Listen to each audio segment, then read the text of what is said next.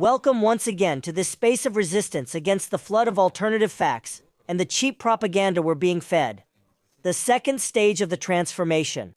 Make yourselves comfortable, because today reality is at it again and leaves no room for doubt. If there was any doubt that national sovereignty is just a propaganda buzzword for this regime, today it has become crystal clear that this is the case.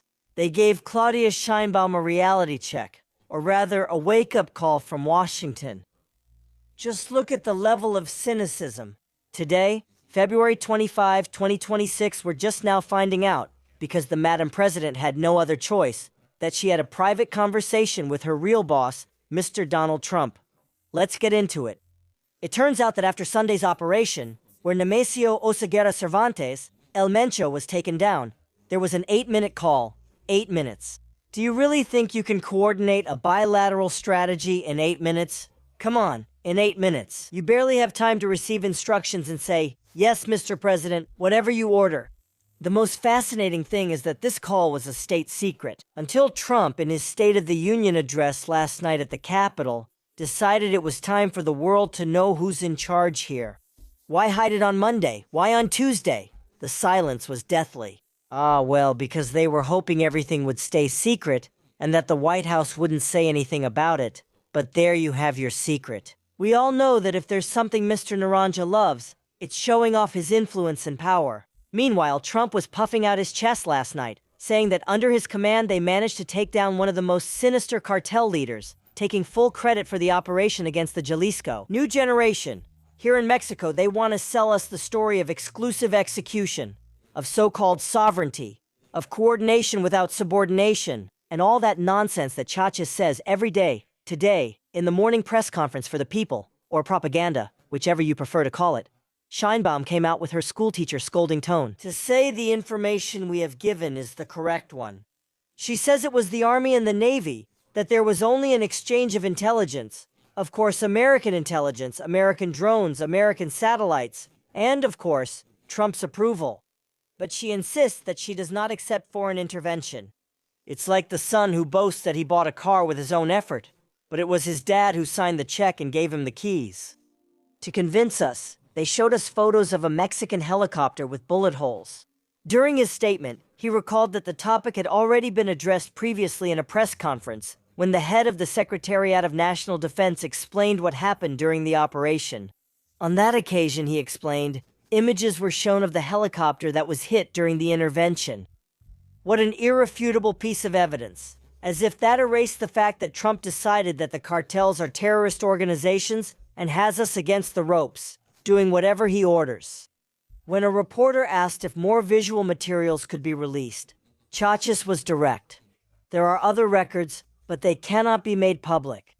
She explained that certain images must be kept under wraps because they show sensitive information related to the personnel who participated in the operation.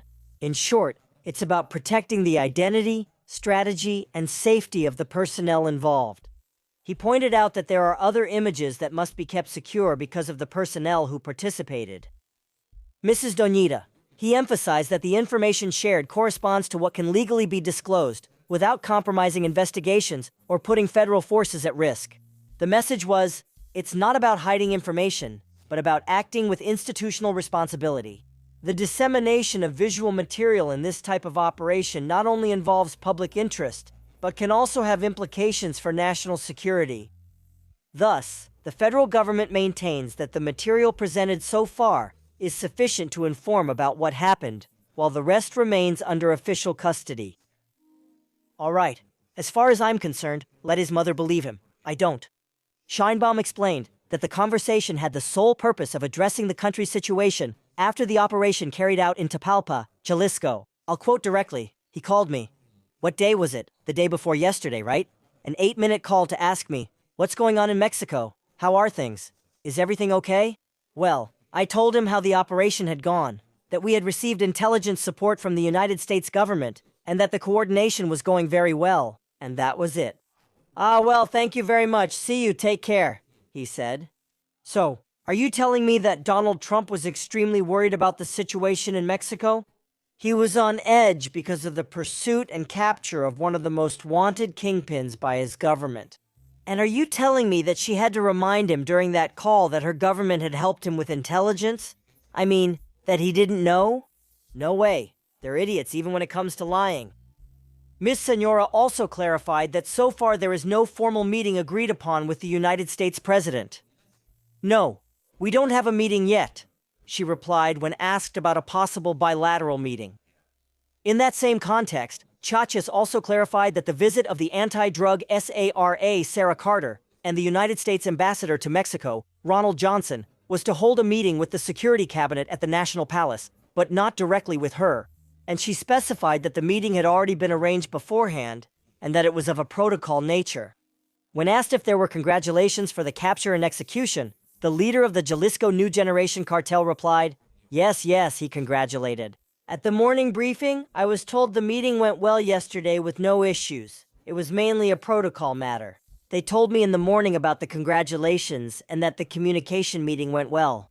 Along the same lines, Scheinbaum made a public acknowledgement to the armed forces for their actions in last Sunday's operation, and he stated that currently, the Army and the Navy carry out tasks in favor of the population, highlighted the origin of the Mexican Army, and affirmed that its essence is historical because it is linked to social movements, unlike the armed forces of other Latin American nations, which, he recalled, were born from the elites.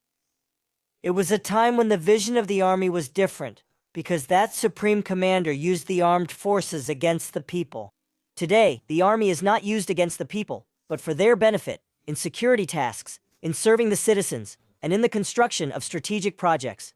Strategic. That's why I talk about the armed forces, because they have exceptional recognition. The people of Mexico are proud, said the lady. And what is the masterful response of our high-level diplomacy? Soccer. Yes, that's right. Scheinbaum hung on to the arms of Gianni Infantino from Federación Internacional de Football Association today to say that, since the 2026 World Cup is coming, Mexico is a stable and sovereign country. What level of desperation is it to use the World Cup as a human shield to hide the fact that the country is on fire after Mencho's fall? While Jalisco and half of Mexico are bleeding out in retaliation, she tells us not to worry, that there will be balls rolling and that sovereignty is intact, because Infantino gave her a handshake. President Chachas detailed the situation in Jalisco after the capture of the Mexican boss and assured that coordinated action was taken to restore normality. In addition, he indicated that vehicles used in blockades, on highways, and federal forces in the metropolitan area of Guadalajara. The question we all ask ourselves, and of course they won't answer, is why hide the call until it was exposed? Because of Trump. The answer is obvious to anyone who isn't blinded by the so-called transformation. The order came from the top. Scheinbaum didn't report on Monday because he didn't have permission. He waited for the big boss to give his speech and set the tone. And then, yes, to go out and try to salvage the remnants of a national dignity that seems to have run out of steam. The second floor, yes, but of servility disguised as nationalist rhetoric. Trump says jump, and in the National Palace they ask, how high? That's how things are, dear hidden and knowledgeable audience. The cardboard sovereignty crumbles every time the red phone rings from Washington. But don't worry, they say everything's under control and we'll see each other at the World Cup, right? Thank you for joining me on this ride without anesthesia.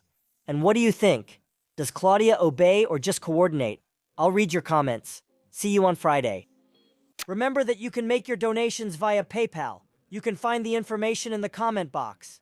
Thanks to you, this channel stays active. It's very important to subscribe, like, and press the bell to receive notifications whenever there's new content. Thank you.